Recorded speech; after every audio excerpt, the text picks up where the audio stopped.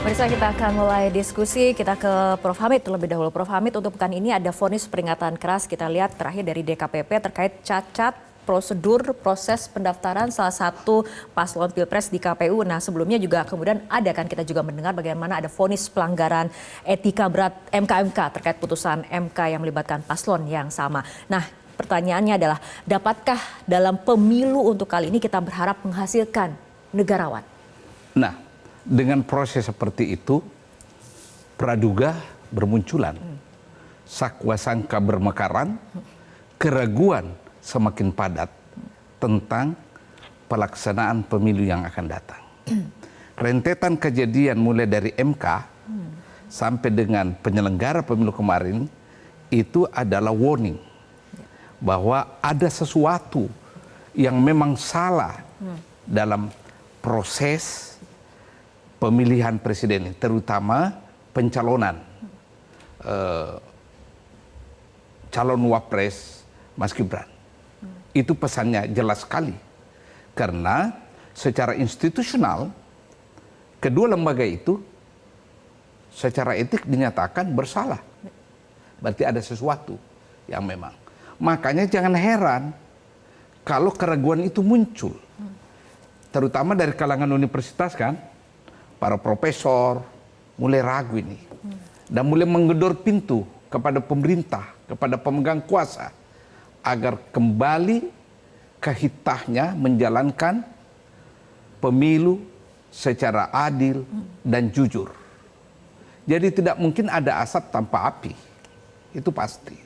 Nah, dalam perspektif ini kalau kita lihat yang banyak disoroti ini kan adalah penguasa. Bukan peserta pemilu kan, tapi penguasa. Kenapa penguasa, terutama pemerintah? Karena dia bisa dianggap bisa menentukan jujur tidaknya, adil tidaknya pemilu, karena dia punya kekuasaan. Itu sebenarnya kuncinya di situ. Maka kalau Anda melihat tema-tema yang ada sekarang kan, temanya mengarah semua kepada pemerintah kan, ya, karena kebetulan pemerintah atau Pak Jokowi secara khusus yang mulia Presiden Republik Indonesia dianggap memihak atau dianggap tidak adil terhadap calon lain karena ada favoritismenya. Di situ sebenarnya cara berpikir orang sehingga ragu tentang sukses tidaknya, jujur dan adil tidaknya pemilihan presiden yang akan datang. Oke, padahal rakyat ini kan seharusnya diberi teladan ya mengenai perilaku yang syarat etika, yang syarat moral seperti nah, itu. gini ya, teori apapun yang Anda pakai, ketika Anda berbicara leadership kepemimpinan, mau kepemimpinan tradisional, kepemimpinan harismatik, kepemimpinan birokratik, semua berujung kepada masalah behavior, perilaku, contoh teladan. Variabel kepemimpinan apapun modelnya selalu memasukkan unsur keteladanan, karena keteladanan itulah yang diikuti orang. Oke. Itu. Oke. Kalau Pak Sukidi seperti apa tanggapannya mengenai harapan pemilu ini bisa menghasilkan seorang negarawan? Mustahil. Karena pertama Mustahil ya? Mustahil. Ya. Langsung to the point. Karena pertama bahwa pemilu hanya sebagai topeng demokrasi elektoral. Banyak orang menduga bahwa kita hidup di alam demokrasi. Ada pemilu, ada partai politik, ada kontestan. Tetapi mereka tidak sadar bahwa kita hidup di ambang tirani. Semua instrumen demokrasi itu sekedar topeng elektoral untuk melanggengkan kekuasaan. Karena itu kita harus sadar betul bahwa pemilu sebagai topeng elektoral itu tidak akan menghasilkan negarawan. Yang terjadi justru menghasilkan kaum demagog. Kaum demagog inilah pertama yang merobek-robek etika, moral, dan nilai luhur bangsa demi kekuasaan. Karena itu di mata kaum demagog, tidak penting lagi etika, moral, dan nilai luhur bangsa. Di mata kaum demagog, bahwa kekuasaan dan politik semata-mata didasari oleh spirit kelicikan, keculasan, dan kecurangan. Itu pertama. Yang kedua, terkait dengan itu adalah salah satu ciri republik itu adalah karena sandarannya pada hukum. Lah kaum demagog itu tidak akan meletakkan republik yang bersandarkan pada hukum seperti halnya dicita-citakan oleh Bung Hatta. Bung Hatta itu sadar betul bahwa agar tidak terjadi tirani kekuasaan sebagaimana kekuasaan kolonial, maka republik itu harus diikat dengan supremasi hukum.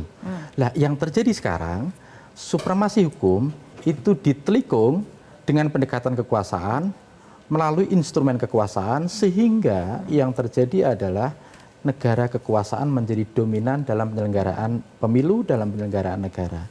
Konsekuensi terakhir adalah ya jangan pernah berharap ada aspek netralitas, aspek kejujuran, aspek keadilan. Karena kita berhadapan bahwa yang terjadi sekarang itu adalah konflik dan benturan antara mereka yang punya kekuasaan dan mereka yang fakir kekuasaan.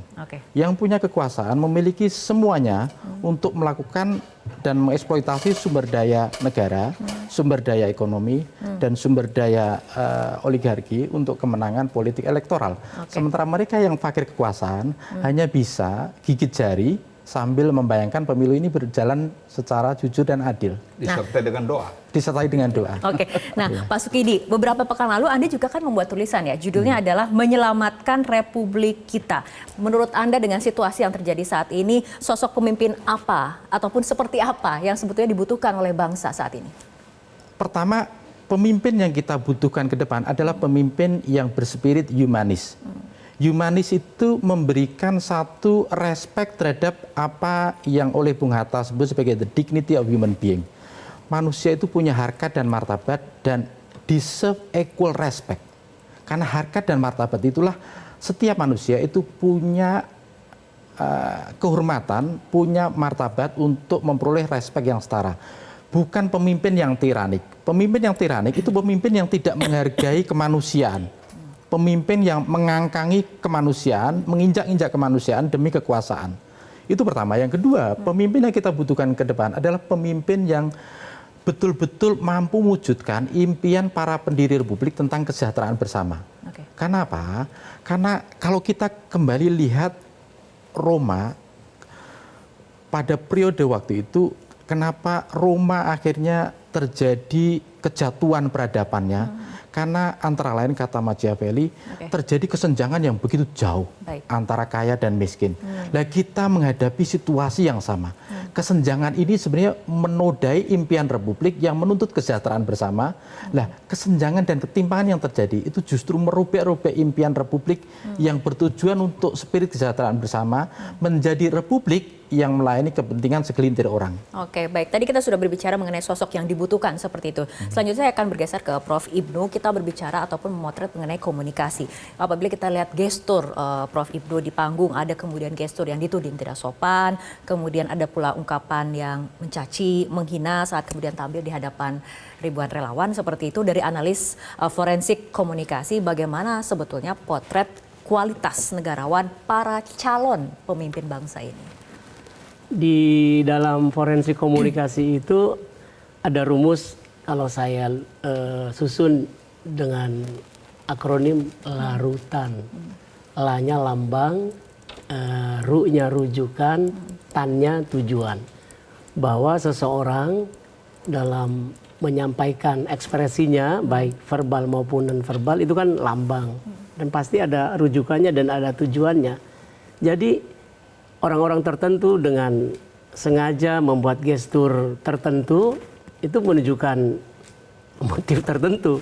Jadi susah ya mengharapkan orang yang punya gestur tertentu lalu dengan harapan tinggi gitu. Pasti orang juga akan menilai ini rendah lah begitu. Sebaliknya gestur artinya sangat relevan dengan kualitas. Iya dong. Itu. Iya, apalagi para pelakunya itu orang yang sudah sadar publik ya, jadi bukan orang, katakanlah orang endeso gitu, mohon maaf, tapi orang yang sudah terdidik, orang yang sudah paham dengan wacana publik ya. Jadi sadar betul begitu. Jadi ke depan para pemimpin terutama ya kalau ingin disebut negarawan begitu tadi, ingin teladan, ya berhati-hatilah, jujurlah dalam berekspresi, karena dari ekspresi itu bisa ketahuan. Bukan hanya maknanya tapi motifnya begitu dengan konsep larutan tadi. Gitu. Oke, Ya. baik. Prof. Hamid ada tambahannya sebelum kita akan melihat apa kemudian hasil jejak polling yang dilakukan di media sosial. Kita lihat dulu jejak Oke, kita lihat dulu. Pemirsa, jejak pendapat kita akan lihat bagaimana hasil jejak pendapat. Kita lihat bersama pollingnya. Mengenai pertanyaan, Anda yakin sosok yang akan dipilih dalam pemilu memiliki kapasitas dan integritas? Kemudian hampir seluruh responden ini optimistis demokrasi akan membawa ataupun menyatakan iya, yang dipilih akan memiliki kapasitas dan integritas. Sebanyak 88% yang menyatakan tidak sebanyak 12%. Tunggu dulu, yang menyatakan iya ini menganggap atau berasumsi bahwa yang bakal dipilih orang baik. Kalimatnya adalah mayoritas responden meyakini sosok yang akan dipilih dalam pemilu memiliki kapasitas dan integritas. Prof. Hamid mau ada tanggapannya? Ya, selama pemilunya berjalan dengan baik, jujur dan adil. Tapi kalau pemilunya berjalan tidak baik, hasilnya juga pasti tidak bagus. Karena ada favoritisme kan? Pemimpin yang terpilih dengan proses pemilu yang tidak jujur dan adil adalah pemimpin yang dikarbit atau pemimpin yang diangkat dengan titah kekuasaan. Dan itu tidak bagus. Selama pemilunya diselenggarakan jujur dan adil, hasilnya apapun kita terima dengan baik. Itu. Oke. Ya. Tapi kalau misalnya kita lihat kan sepak terjang dari sejumlah pemimpin lembaga negara sendiri ternyata kan nampaknya menampilkan persoalan mengenai akhlak itu sendiri, yang terbaru mengenai aparat penegak hukum yang diduga menggalang narasi untuk memuja-muji penguasa seperti ini. Apakah kemudian peristiwa-peristiwa tersebut dapat berdampak negatif bagi cara berpikir rakyat, Prof. Hamid? Ya pasti, karena itu menjadi dagelan buat rakyat melihat pemimpinnya ini bersandiwara, bermain. Ada yang disebut pemain tonil. Nah itu. Sekarang yang terjadi banyak pemain tonil dadakan yang muncul ke pentas. Sehingga, tapi ingat, penonton itu ada kalanya berpura-pura tepuk tangan menyenangi. Tapi mendoakan Anda celaka itu. Ya. Jadi menurut saya, silakan saja Anda berpura-pura main tonil, tetapi rakyat tidak akan pernah percaya Anda. Oke. Tapi menarik gitu ya hasil polling tadi kok jadi begitu ya? Kenapa menurut Anda? Karena apalagi kalau mengikuti opininya Pak Sukidi tadi ya, jadi optimis sepertinya dari hasil polling ini. 80% mengatakan bahwa hasil pemilu akan menghasilkan pemimpin yang memiliki kapasitas dan integritas.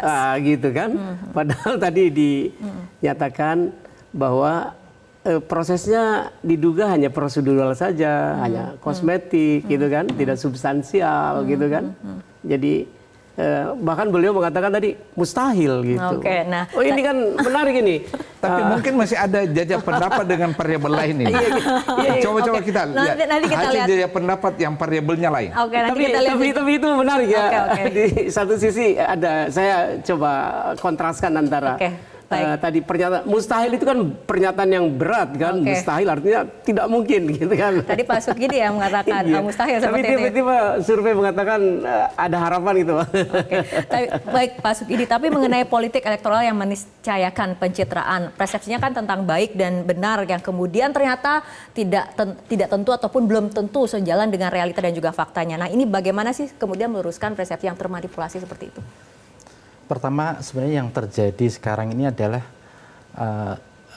bagaimana penguasa tiran itu membunuh konsep tentang kebenaran. Jadi, he destroy the concept of truth itu. Karena dengan kebenaran itu diserang, dihancurkan, maka rakyat tidak bisa lagi membedakan mana yang baik dan buruk, benar dan salah. Moral order, tatanan moral itu menjadi tunggang langgang, menjadi semrawut. Masyarakat menjadi tidak lagi menganggap penting baik, buruk, benar, dan salah.